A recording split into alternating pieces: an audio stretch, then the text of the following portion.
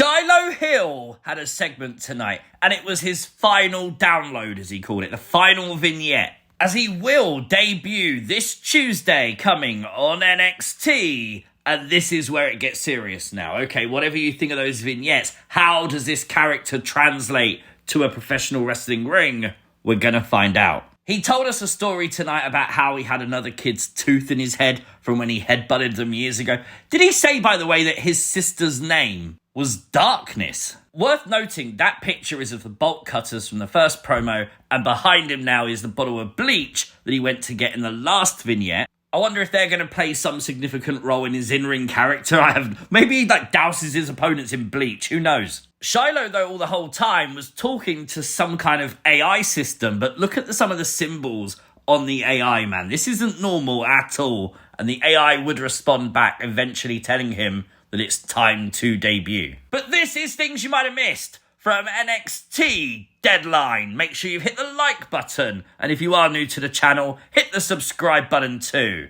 Oba Femi is the new NXT champion. The ruler took back his throne tonight. The revolution of Ricky Saints is over. Thoroughly enjoyable match. I genuinely couldn't look away. This was so good. Really interestingly though, I also thought Ricky Saints, like many of you did, was going to win this match. But no, Oba Femi is the new NXT champion. I liked the handshake at the end. A lot of people speculating maybe this could be some kind of call-up now for Ricky Saints. I could definitely see that. But I also wouldn't be surprised if they kept him in NXT a bit longer, at least to do one more match with Oba Femi, where, he gave Oba a rematch, now Oba gives him one, do you know what I mean? Maybe even bigger than a title, though. An added stipulation to this match means that Oba Femi will face Cody Rhodes next week at Saturday night's main event.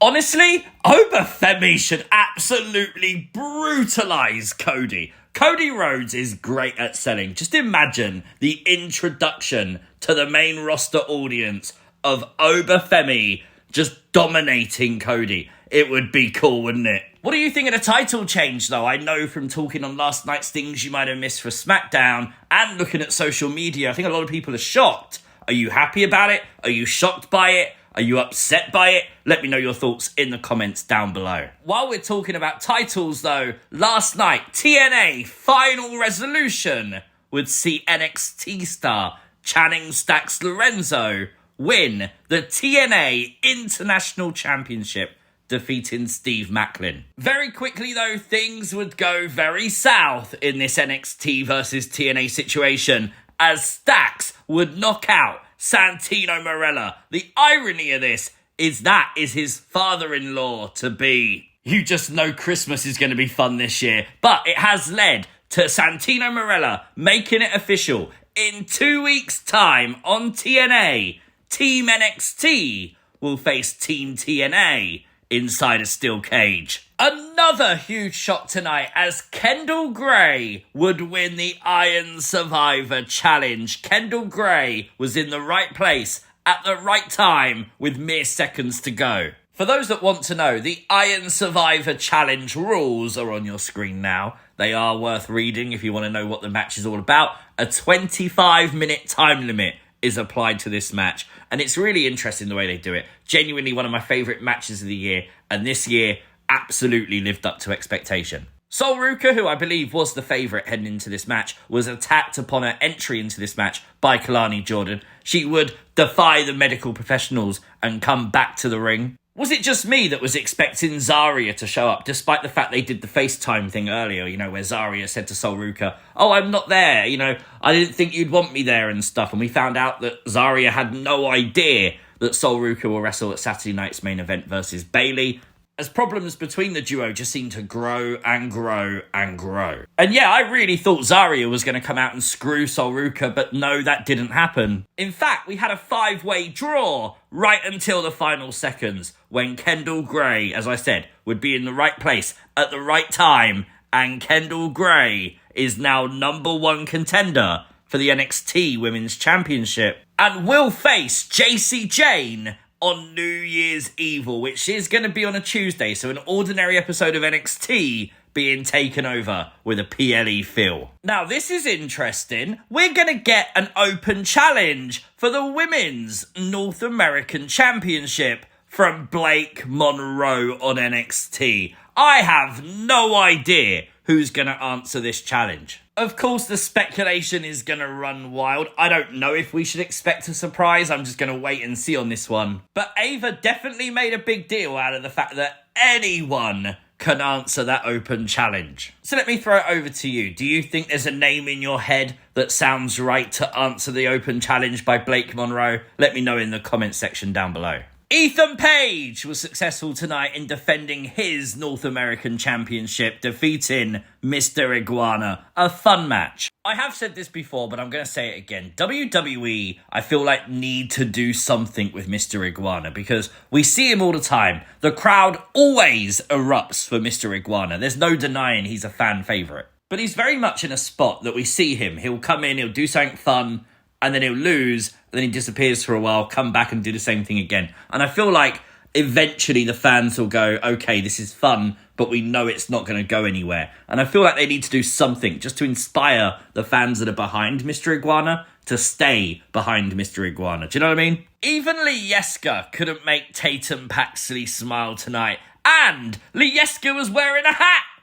I mean, that would make me smile. But I'm sure you know me by now. I do love a puppet. You know that. Tatum, though, was heartbroken as she faced Izzi Dame tonight. And the heartbreak will just continue as she was unsuccessful, losing to Izzi. Izzi did beat Tatum. This was a good story told in this match tonight, as straight away from the offset, we saw Izzi trying to get into the head of Tatum, trying to win her round, and every time just turn on her.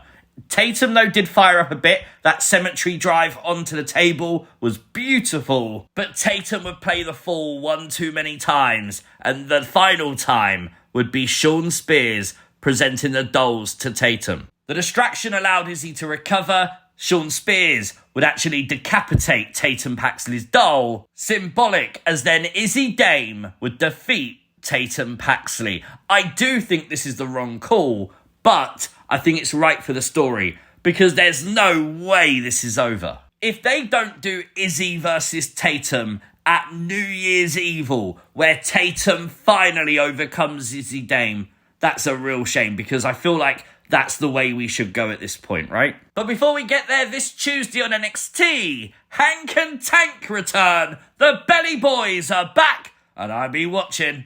WWE would actually post a video of Tatum walking to the backstage area, obviously carrying the decapitated doll, and you just look in her eyes. She is 100% about to snap.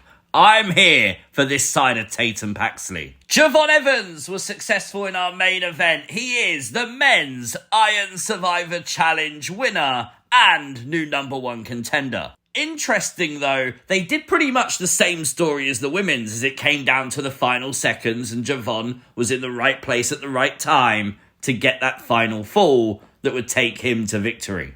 Take nothing away from the match, though. The match was still incredibly good. Just an interesting choice to do a repeat of what we've already seen. Javon will now face Oba Femi at New Year's Evil for the NXT Championship, but it wasn't over there. We saw a figure walking across the bridge. We saw this tease on NXT to end NXT on Tuesday. And indeed it was. Tony D'Angelo is back. He attacked Javon Evans. He is a heel. He sort of sprinkled something on him, that black stuff we saw delivered to Ava. I don't know what that stuff is. But this was cool. Obviously, now you've got to tune in Tuesday to see the fallout and see what the intentions of Tony D'Angelo are. They said it on commentary. This is not the same Tony D'Angelo we're used to seeing. Really solid show tonight. We had some good matches, title change, the big return at the end. I'm going to give this a 10 out of 10. Let me know your thoughts as always in the comments down below. Subscribe to the channel if you're new. Hit the notification bell. You'll never miss another upload. Like the video, share the video, and I'll see you next time. Peace!